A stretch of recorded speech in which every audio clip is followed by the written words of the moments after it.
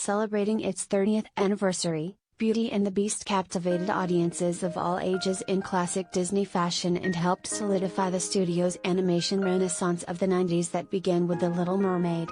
The animated Best Picture nominee revitalized Disney's fairy tale tradition of telling tales as old as time with memorable songs, lovable characters, and masterful animation, becoming an instant classic.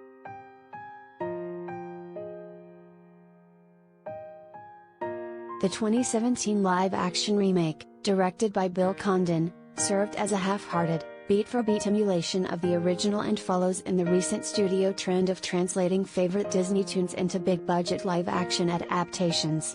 While the films preceding the 2017 remake weren't direct remakes of Disney classics by being full-fledged reimaginings or spin-offs like Alice in Wonderland, 2010, and Maleficent, Beauty and the Beast aimed to reiterate the same scenes and plot as the animated original with only minor changes thrown in to fill a longer runtime, setting the precedent for the regurgitated Aladdin and Mulan remakes that followed.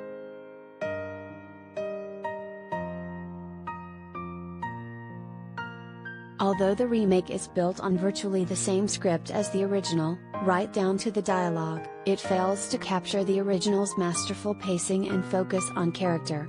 The exploration of the characters' relationships and motivations are lost in live-action translation under Condon's direction, resulting in a film that is somehow more rushed, yet longer than the original. The film's mishandling of story and character is perfectly illustrated in what is intended to be a key moment in the relationship on which the entire film is built.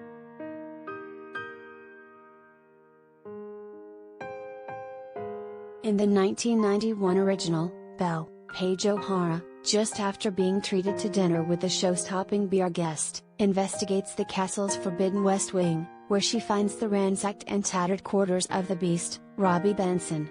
The scene relies heavily on the gothic foreboding atmosphere of the Beast's lair and builds tension as Belle nears the Enchanted Rose.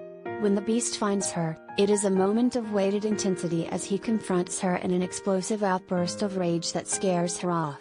After she leaves, the Beast realizes he just let his emotions get the better of him again in a moment of visible regret. This is an important humanizing beat for the Beast as it shows the gravity of his mistake and informs his decision to rescue Belle from the wolves in the scene that follows.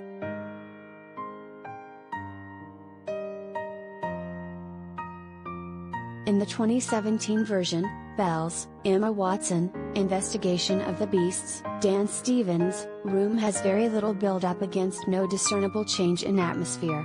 When Belle reaches the rose, the Beast quickly finds, scolds, and scares her off in a matter of seconds.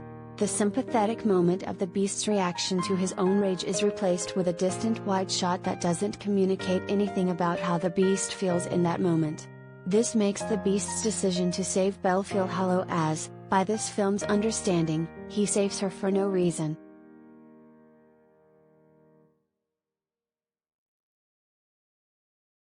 Aside from the rushed pacing, the key difference between these scenes is the exclusion of the Beast's moment of despair having scared off his only possible chance at love. A small scene, but one that shows a pivotal look into his character that makes his call to action in the next scene believable. He felt bad about how he behaved to Belle and saved her because he cares. In the remake, there is no such sympathetic moment of realization to inform his decision to go after her or show he is self-aware and reflective of his behavior and what it might have cost him. In short, the Beast didn't save Belle because the character was motivated to do so, but because it is expected by the audience.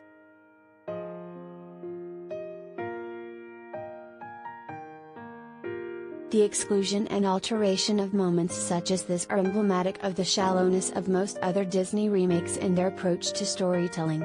Because the film knows the audience is so familiar with the stories being told, they take moments like the Beast's grief for granted since the audience is expecting it and knows it happens, while the film itself doesn't do the necessary storytelling to make the events feel natural to new eyes.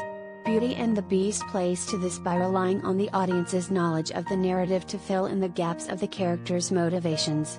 We know the Beast goes to save Belle because we have seen the original, but the live-action Beast's motivation to do so is not properly communicated.